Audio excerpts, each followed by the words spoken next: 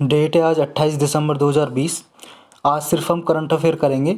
आज के current affair और कल के करंट अफेयर पे बेस्ड हम क्वेश्चन कल करेंगे, आज हम क्वेश्चन नहीं करेंगे। तो चलते हैं अपने करंट अफेयर पे। फर्स्ट टॉपिक क्या है?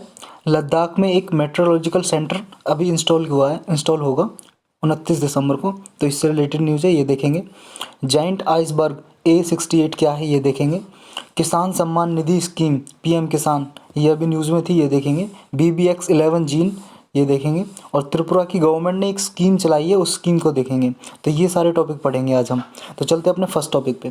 फर्स्ट टॉपिक क्या है? Ladakh will get its own meteorological centre. ये क्या है?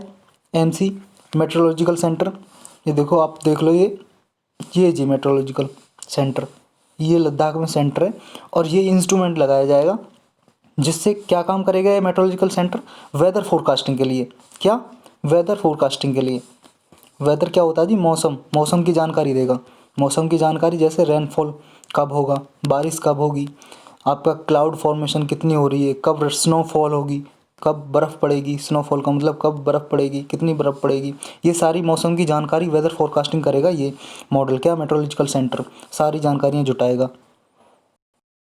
और कोई एडवर्स विपरीत सिचुएशन आने वाला है, इवेंट आने वाला है, मान लो बहुत ज़्यादा सिचुएशन ऐसे आने वाली है, कोई मान लो स्नोफॉल ज़्यादा पड़ने वाली है, तो उसकी जानकारी देगा ताकि उससे बचा जा सके।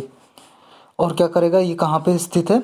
लद्दाख में। लद्दाख में कहाँ पे? लेह कैपिटल है किसकी? लद्दाख की कैपिटल है। अभी ये क्यों बनाया गया है? ये इसलिए बनाया गया है, आपको बताया कि 5 अगस्त 2019 को गवर्नमेंट ने 370 आर्टिकल 378 370 को हटा दिया था, एब्रोगेट कर दिया था। एब्रोगेट का मतलब है जी हटाना, रिपील करना। रिपील, रिमूव एक ही बात है सारी। तो पहले जम्मू एंड कश्मीर और लद्दाख एक ही हुआ करते थे, जम्मू कश्मीर का पार्ट ही हुआ करता था लद्दाख। तो ये हटा दिया, इसलिए इसको लद्दाख में बनाया। और किस मिनिस्ट्री के अंडर काम करता है ये मेट्रोलॉजिकल सेंटर? ये करता है जी मिनिस्ट्री ऑफ अर्थ साइंस। ये इंपॉर्टेंट है, याद करना कौन सी मिनिस्ट्री के अंदर आता है। किस ministry? Ministry of earth science. और यही इसको इनॉग्रेट करेगी, आरंभ करेगी कब? 29 दिसंबर को, मतलब कि कल इसे शुरू किया जाएगा वहाँ पे। और उस मतलब ये minister of earth science doctor Harshvardhan इसका शुभारंभ करेंगे, इनॉग्रेट करेंगे। अभी तक क्या था? जम्मू कश्मीर और लद्दाख के लिए, जम्मू कश्मीर और लद्दाख के लिए एक ही मेट्रोलॉजिकल सेंटर था, क्योंकि जम्मू कश्मीर का पार्ट ही था लद्दाख। लेकिन अब जब से अलग हुआ 370 की वजह से, तो इसके लिए अलग बनाया जा रहा है। क्यों? क्योंकि ये मैंडेटरी है कि एवरी इंडियन स्टेट और यूटी के लिए अलग मेट्रोलॉजिकल सेंटर होना चाहिए। अलग इंडियन मेट्रोलॉजिकल डिपार्टमेंट का एक अलग सेंटर होना चाहिए उस स्टेट में। ये मैंडेटरी है, ये याद रखना जी, बहुत इंपॉर्टेंट। ये कोई भी स्टेटमेंट में दे के पूछ लेगा कि ये मैंडेटरी है क्या, हर स्टेट में अलग मेट्रोलॉजिकल सेंटर होना चाहिए।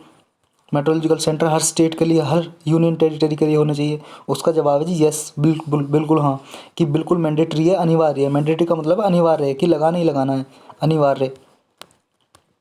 तो हर स्टेट के लिए अलग मेट्रोलॉजिकल सेंटर होना चाहिए, समझे?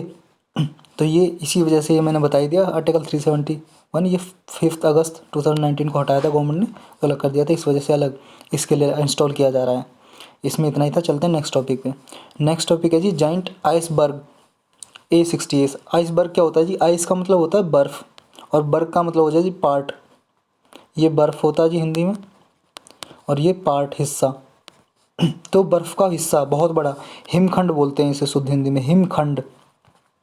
मतलब बर्फ़ का बहुत बड़े पार्ट को आइसबर्ग बोलते हैं, जो फ्लोटिंग यानी कि फ्लोटिंग आइस को, फ्लोटिंग तैरती हुई जो बर्फ़ है उसको हिम आइसबर्ग बोलते हैं, हिमखंड बोलते हैं। ये देख लो आप, हिमखंड, आइसबर्ग। ये एक आइस का टुकड़ा कहाँ पे है? ये अंटार्कटिका में। अंटार्कटिका कॉन्टिनेंट है ना, अंटार्कटिका साउथ हेमिस्फीयर में, सदर्न हेमिस्फीयर में अंटार्कटिका से। ये वहाँ पे आपको पता है टेम्परेचर बहुत कम होता है, वहाँ पे बर्फ़ जमी हुई होती है, स्नो पूरे वहाँ पे अंटार्कटिका कॉन्टिनेंट में। तो वहाँ से टूट के एक ये आइसबर्ग, ये कब 2017 में टूट के ये वहाँ फ्लोट कर रहा है। तो इससे रिलेटेड न्यूज़ है, इसका नाम रखा है A68। अब इसका नाम कौन रखता है और इससे क्या प्रोज हैं, क्या कौन से हैं, ये सारा इस न्यूज़ में पढ़ने वाले हैं हम। अब इसकी लोकेशन आपने देख ली अंटार्कटिका में, एक बार इसमें भी देख लो आप। ये जी आपका अंटार्कटिका देखा होगा आपने मैप में, यहाँ से टूट के ये आइसबर्ग इधर की तरफ मूव कर रहा है, फ्लोट कर रहा है। तो यहाँ पे देखो आप, एक साउथ जॉर्जिया है आइलैंड, एक आइलैंड है छोटा सा, ये आइलैंड ये दिखाई दे रहा है आपको यहाँ पे, साउथ जॉर्जिया। ये ब्रिटिश की पार्ट है, ब्रिटिश की टेरिटरी है, ब्रिटेन की। ये ब्रिटेन आपका यहाँ पे मैप पे पता होगा आपको, यूरोप में। तो ब्रिटेन की टेरिटरी है साउथ जॉर्जिया, तो इसकी तरफ मूव कर रहा है ये। तो इससे रिलेटेड न्यूज़ है। और ये कम से, इसका साइज़ क्या है, लगभग 5800 स्क्वायर किलोमीटर का ये आइसबर्ग है, जो अंटार्कटिका से अलग होकर फ्लोट कर रहा है वहाँ पे। और 2017 में ही ये टूट गया ऐसा इससे, और टूट के ड्रिफ्ट मतलब मूव कर रहा है, समझे। और ये ओशियन करंट के साथ मूव कर रहा है। ओशियन करंट, ओशियन करंट पता है ना जी आपको, ओशियन करंट बोलते हैं पानी के बहाव को ही ओशियंस में। फ्लो ऑफ वाटर, ग्रेजुअली या slowly, flow of water, flow of water in ocean, उसी को ओशियन करंट बोलते हैं, समझे। ये करंट बिजली वाला करंट नहीं है, ओशियन करंट मतलब पानी का बहाव ओशियंस में, समुद्र में। Flow of water in the ocean, यही ओशियन करंट है। तो ओशियन करंट के साथ ही मूव कर रहा है। तो ये साउथ जॉर्जिया की तरफ ये मैंने बता ही दिया है। और इससे नुकसान होने वाले क्या हैं, नुकसान होने वाले ये हैं, मान लो साउथ जॉर्जिया और भी सारे छोटे छोटे आइलैंड हैं यहाँ पे, जो आपका साउथ अटलांटिक ओशियन है। अटलांटिक ओशियन ही तो है ये आपका, ये रहा, ये क्या है, अटलांटिक ओशियन है। ये साउथ अटलांटिक ओशियन है, ये नॉर्थ। तो यहाँ पे मूव कर रहा है, तो साउथ अटलांटिक ओशियन में जो छोटे छोटे आइलैंड है, वहाँ पे जो बर्ड्स वगैरह हैं, एनिमल्स वगैरह, तो उनको अफेक्ट करेगा ये। तो वो क्या है, जब ये आइसबर्ग इधर आएगा तो जो यहाँ पे बर्ड्स वगैरह रहते हैं वो आगे की तरफ मूव कर जाएंगे, यहाँ से माइग्रेट हो जाएंगे, वो हो सकते हैं, ये इसका इफेक्ट हो सकता है। ये A68 में क्या होता है यही लिखा है यहाँ पे, मैंने बता दिया। ये 2017 में इससे टूट के अलग इसकी तरफ जा रहा है।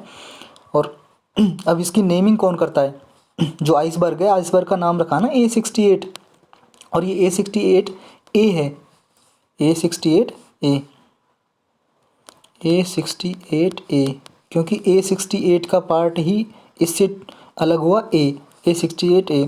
तो इसका नाम नेमिंग कौन करता है, यूएस का एक डिपार्टमेंट है जी, सेंटर है US, United states national ice centre, ये USNIC, ये नेमिंग करता है जी आइसबर्ग की, हिमखंड की।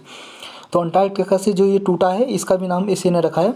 और आगे इस लार्जर बॉडी से दो और इसके पार्ट जो ट्रैक होंगे उनका नाम भी रखा गया है, क्या, A68E और F। इसी से A68 के ही पार्ट हैं जो इससे अलग टूट के अलग हुए हैं, उनको नाम इसने रखा है USNIC। याद रखना आपको, आइसबर्ग का नाम कौन करता है, नेमिंग कौन करता है, ये करता है यूएस नेशनल आइस सेंटर, समझे। अब इसके फ़ायदे क्या हैं, कुछ फ़ायदे भी हो सकते हैं क्या।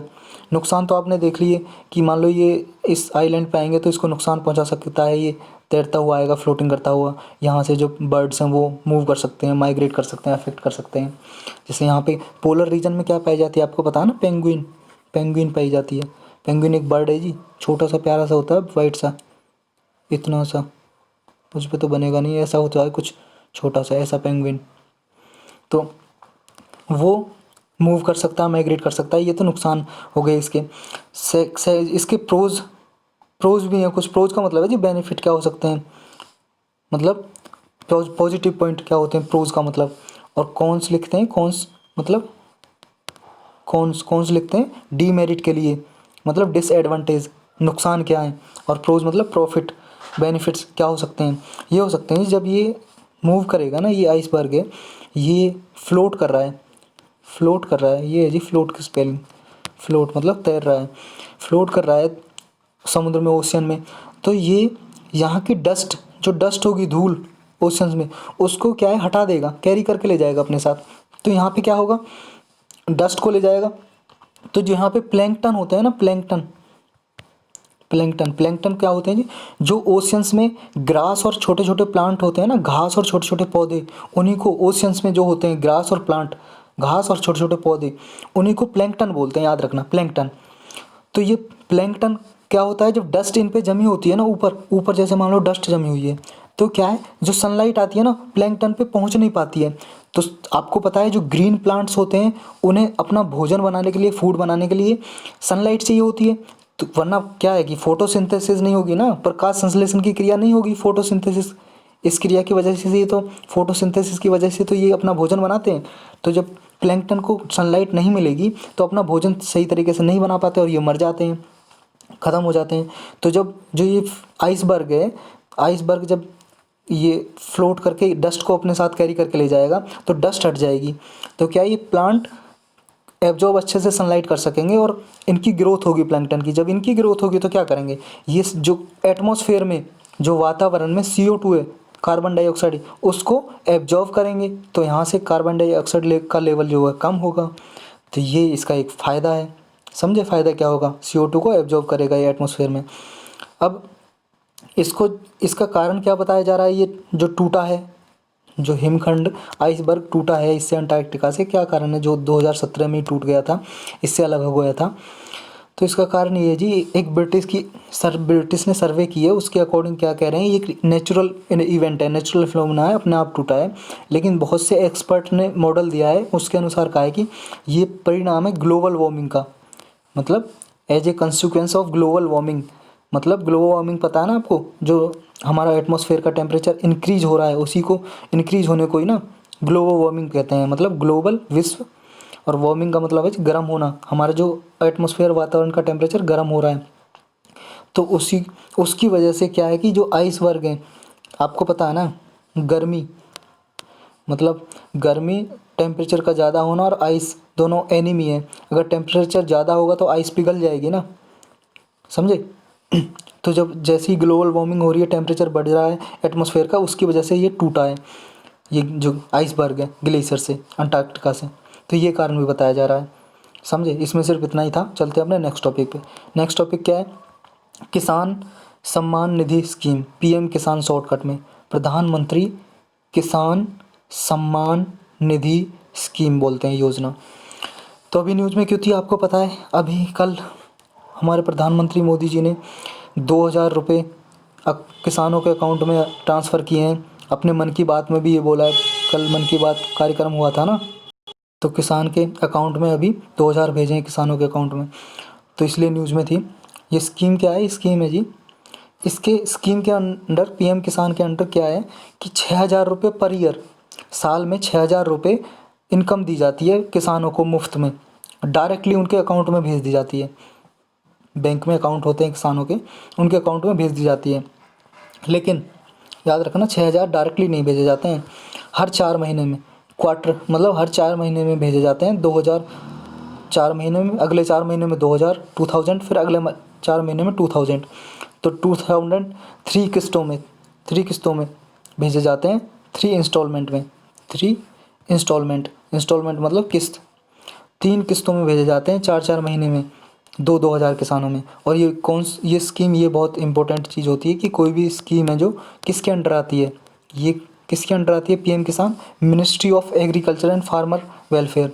अगर किसानों के लिए स्कीम है तो जी उसी मंत्रालय के अंदर आएगा ना जो किसान से रिलेटेड है। और किसान से रिलेटेड कौन सा मंत्रालय है, ये मिनिस्ट्री है जी एग्रीकल्चर, कृषि और किसान के कल्याण के लिए जो मिनिस्ट्री है, ministry of agriculture and farmers welfare. अब इसमें मान लो किसानों को फ़ायदा लेना है, किसानों को कैसे रजिस्टर कर सकते हैं, किसान सिर्फ रजिस्टर कर सकते हैं इस पोर्टल पे जाके, pmkisan.gov। इस पोर्टल पे जाके किसान अपना डॉक्यूमेंट्स अपलोड करेंगे और डॉक्यूमेंट अपलोड करके वेरिफिकेशन होगा और रजिस्टर हो जाएंगे किसान। और हर साल 6,000 रुपये 2-2 हज़ार करके 4 महीने में मिलने लग जाएंगे। अब कुछ ऐसे किसान भी हैं कि जो इसका फ़ायदा नहीं उठा सकते। वो कौन है कि सब किसानों को नहीं मिलेगा, ठीक है। लैंड पहले जब ये स्कीम PM किसान शुरू करी गई थी तो क्राइटेरिया रखा था, जिसके पास 2 हेक्टेयर से ज़्यादा ज़मीन है उसको इसका लाभ नहीं मिलेगा।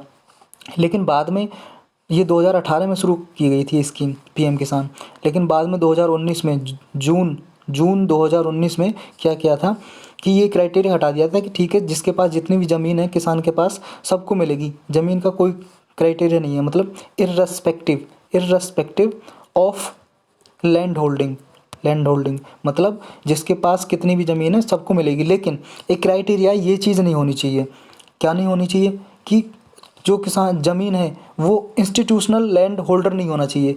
इंस्टीट्यूशनल लैंड होल्डर का मतलब क्या है जी, मान लो कोई शुगर केन फैक्ट्री है, sugar cane factory, sugar cane factory मतलब चीनी मिल होती है ना जी, जो जहाँ पे चीनी वगैरह बनती है। तो इसके कोई फार्म है, खेत हैं इसके, तो इसके तो खेत हैं, ये इंस्टीट्यूशनल उसमें आ गया लैंड होल्डिंग में, तो इसको कोई फ़ायदा नहीं मिलेगा कि ये चीनी मिल आके कहे फैक्ट्री की हम भी खेती करते हैं, कृषि करते हैं, हमें भी दियो 6,000 रुपये पर मंथ, मतलब पर ईयर हमें भी ट्रांसफ़र करिए आप। नहीं नहीं, ये नहीं मिलेगी, ये इंस्टीट्यूशनल लैंड होल्डिंग नहीं होनी चाहिए, समझे। कोई भी लैंड होल्डर ऐसा नहीं होना चाहिए जो इंस्टीट्यूशनल हो। सेकंड क्या है कि कोई फार्मर की फैमिली में से कोई भी ऐसा मेंबर नहीं होना चाहिए, कैसा कि वो किसी कॉन्स्टिट्यूशनल पोस्ट पे ना रहा हो, ना तो फॉर्मर मतलब पहले रहा हो, ना प्रेजेंट में रहा हो। कॉन्स्टिट्यूशनल पोस्ट आपको पता है ना, जैसे मान लो प्रेसिडेंट, गवर्नर या कोई एमपी, एमएलए, ये देखो जी आप, ये भी नहीं होना चाहिए। मिनिस्टर नहीं होना चाहिए, कोई मंत्री, ना तो पहले रहा हो ना अब प्रेजेंट में रहा हो, समझे। अंदाज फॉर्मर हो, फॉरवर्ड का मतलब होता है जी पूर्व में रहा हो, पहले रहा हो, प्रेजेंट का मतलब अब। तो मिनिस्टर या स्टेट मिनिस्टर नहीं रहना चाहिए, या मेंबर ऑफ लोकसभा राज्यसभा का, या असेंबली या काउंसिल का भी मेंबर नहीं होना चाहिए, या फिर मेयर भी नहीं होना चाहिए म्यूनसिपल कॉरपोरेशन का, या चेयरपर्सन डिस्ट्रिक्ट पंचायत का पहले ना रहा हो, फॉर्मर भी नहीं रहना चाहिए, ना प्रेजेंट रहना चाहिए। तो ये क्राइटेरिया है, कोई भी कॉन्स्टिट्यूशनल पोस्ट नहीं होनी चाहिए। नेक्स्ट क्या है, कोई भी ऐसा ऑफिसर नहीं होना चाहिए, एम्प्लॉयज़ जो ABC कैटेगरी में आता हो। ABC आपको पता है ना, गवर्नमेंट की जॉब तीन तीन नहीं 4 ग्रुप में डिवाइड की गई हैं, A B C और D। ग्रुप A की जॉब होती हैं, B की होती हैं, C और D की होती हैं। तो जो भी ऑफिसर ABC में जॉब करता हो, समझे, या तो करता हो या की हो, तो उसे भी इसका लाभ नहीं मिलेगा। अगर हाँ D ग्रुप में जॉब है, मल्टीटास्किंग स्टाफ में है, तो उसको वो इसका लाभ ले सकता है, बेनिफिट ले सकता है, समझे। तो ये लिखा है इसमें, देखो इनको एक्सक्लूड किया गया। MTS स्टाफ ग्रुप D के मेंबर हैं, वो इसका लाभ ले सकते हैं, लेकिन वो नहीं ले सकते ग्रुप ABC के ऑफिसर हैं। और क्या है इसका जो ABC के ऑफिसर भी है ना, और वो भी, या फिर देखो ABC का कोई ऑफिसर है, वो तभी ले सकता है अगर उसकी पेंशन, मान लो रिटायर हो गया कोई, मतलब कोई ऑफिसर रिटायर्ड हो गया ना, तो रिटायर होने के बाद पेंशन मिलती है ना उसे, उसकी पेंशन अगर 10,000 से ज़्यादा है ना, 10,000 से ज़्यादा, तो भी उसे लाभ नहीं मिलेगा। लेकिन अगर 10,000 से कम है ना उसकी पेंशन, पर मंथ पेंशन, तो इसका बेनिफिट किस PM किसान का बेनिफिट ले सकता है, उसके अकाउंट में 6,000 रुपये दिए जाएंगे।